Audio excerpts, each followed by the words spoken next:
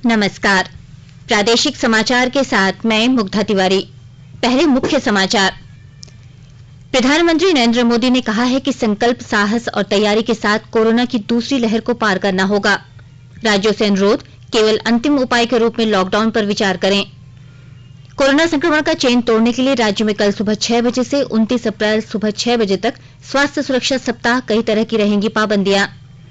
झारखंड में पिछले 24 घंटों में 4,969 नए कोरोना संक्रमित मिले, 2,334 लोग स्वस्थ हुए, 45 की मौत। प्रादेशिक समाचार एकांश के अंशकालिक साहिबगंज संवाददाता धनंजय मिश्र का निधन। कोरोना संक्रमण का चल रहा था इलाज, सहकर्मियों ने व्यक्त की शोक संवेदना। और आज देश भर में धार्मिक श्रद्धा और उल्लास के साथ मनाया जा रहा है रामनवमी का पर्व। राष्ट्रपति, उपराष्ट्रपति और प्रधानमंत्री ने देशवासियों को दी बधाई। कोविड मरीजों की संख्या फिर से बढ़ रही है, इसलिए सभी श्रोताओं से अपील है कि कोई भी कोताही ना बरतें, सभी सुरक्षा उपायों का पालन करें और 45 वर्ष से ऊपर के सभी लोग बेहिचक टीका लगवाएं। सुरक्षित रहें और 3 आसान उपायों का पालन करें। मास्क पहनें, 2 गज की दूरी है जरूरी, सुरक्षित दूरी बनाए रखें, हाथ और मुंह साफ रखें। अब समाचार विस्तार से। प्रधानमंत्री नरेंद्र मोदी ने कहा है कि देश को संकल्प, साहस और तैयारी के साथ कोरोना की दूसरी लहर को पार करना होगा। कल शाम राष्ट्र को संबोधित करते हुए उन्होंने राज्यों से कहा कि वे केवल अंतिम उपाय के रूप में लॉकडाउन पर विचार करें। मैं राज्यों से भी अनुरोध करूंगा कि वो लॉकडाउन को अंतिम विकल्प के रूप में ही इस्तेमाल करें। लॉकडाउन से बचने की भरपूर कोशिश करनी है और माइक्रो कंटेनमेंट जोन पर ही ध्यान केंद्रित करना है। हम अपनी अर्थव्यवस्था की सेहत भी सुधारेंगे और देशवासियों की सेहत का भी ध्यान रखेंगे। प्रधानमंत्री ने कहा कि देश के कई हिस्सों में ऑक्सीजन की मांग बढ़ी है और केंद्र और राज्य सरकारें निजी क्षेत्र के साथ मिलकर सभी जरूरतमंदों को ऑक्सीजन उपलब्ध कराने की कोशिश कर रही है। कोरोना संकट में देश के अनेक हिस्से में ऑक्सीजन की डिमांड बहुत ज्यादा बढ़ी है। इस विषय पर तेजी से और पूरी संवेदनशीलता के साथ काम किया जा रहा है।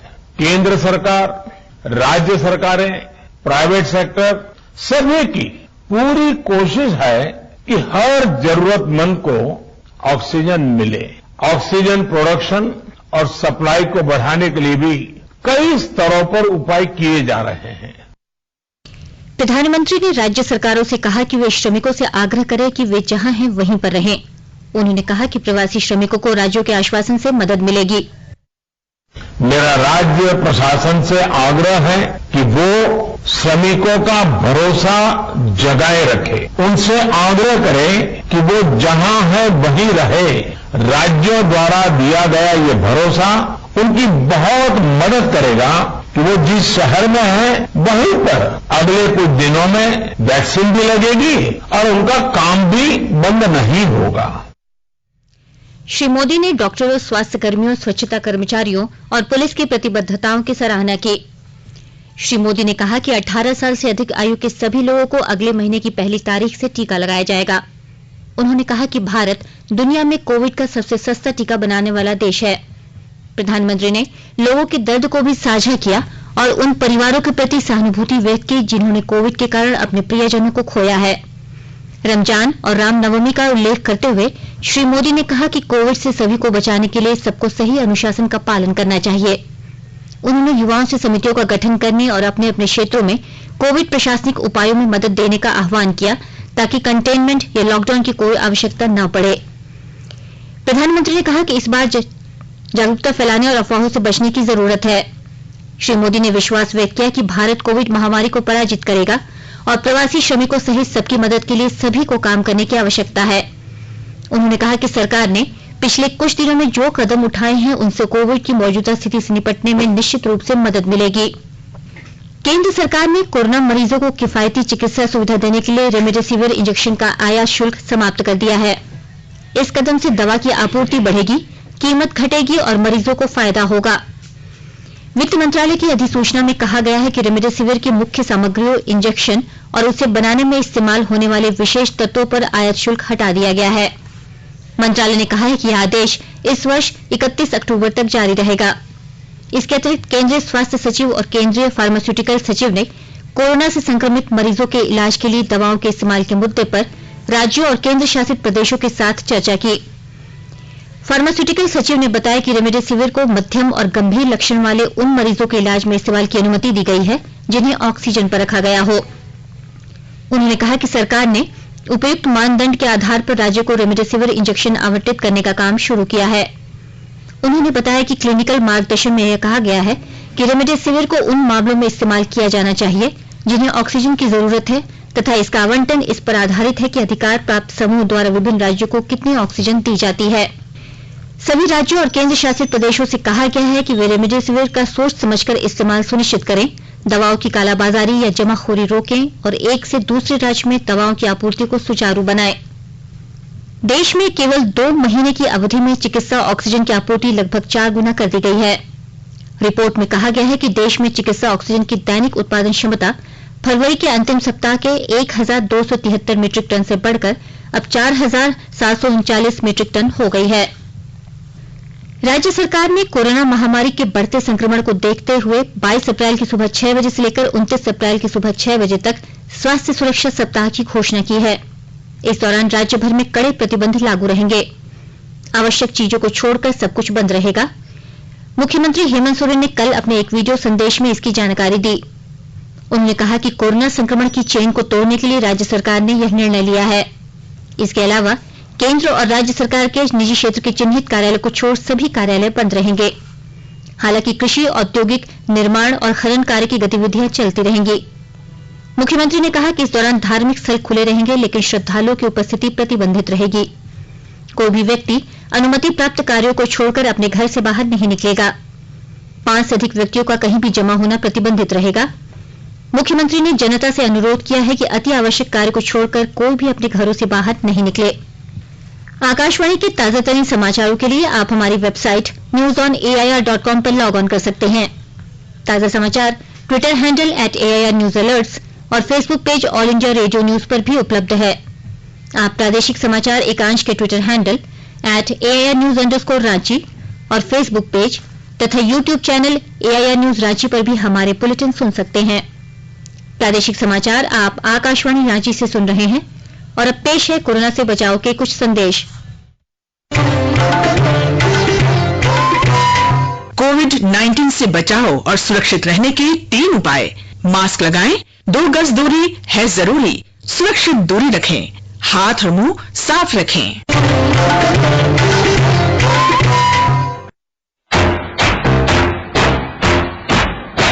चलो मिलकर एक शुरुआत करें, चलो एक फैसला आज करें, मास्क नहीं तो टोकेंगे, कोरोना को रोकेंगे। चलो एक वादा करते हैं, चलो एक वादा करते हैं, मास्क नहीं तो टोकेंगे, कोरोना को रोकेंगे। भारत सरकार द्वारा जनहित में जारी। राज्य में पिछले 24 घंटों में 4,969 नए मरीज मिले हैं, जबकि 2,334 लोग संक्रमण मुक्त हुए हैं। वहीं 45 मरीजों की मौत हो गई है। राजधानी रांची से 1,703 नए संक्रमित मिले और 15 लोगों की मौत हुई है। राज्य में कुल कोविड संक्रमितों की संख्या 1,72,315 हो गई है, जबकि अब तक 1,37,590 मरीज स्वस्थ हुए हैं और 1,547 लोगों की मौत हुई है। राज्य में कोरोना संक्रमण के सक्रिय मरीजों की संख्या 33,178 है। प्रदेश की रिकवरी रेट 79.84% है। प्रादेशिक समाचार एकांश के साहिबगंज जिले के अंशकालिक संवाददाता धनंजय मिश्र का कल निधन हो गया। कोरोना संक्रमित होने के कारण उनका धनबाद पीएमसीएच में इलाज चल रहा था।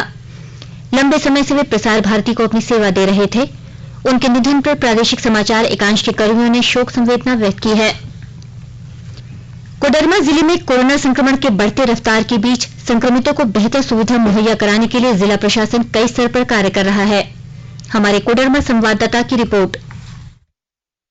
कोडरमा जिले में कोरोना संक्रमण की रफ्तार लगातार बढ़ रही है। पिछले 4 दिनों में लगातार प्रतिदिन 200 से 250 मामले मिलने से हड़कंप मचा हुआ है। वहीं दूसरी तरफ स्वस्थ होने वाले लोगों की तादाद भी बढ़ रही है। मंगलवार को 90 से ज्यादा लोगों को स्वस्थ होने के उपरांत कोविड अस्पताल से डिस्चार्ज किया गया। इसके अलावा होम आइसोलेशन और डेडिकेटेड कोविड केयर सेंटर में भर्ती संक्रमितों को बेहतर इलाज मुहैया हो सके, इसके लिए जिला प्रशासन कई स्तर पर कार्य कर रही है।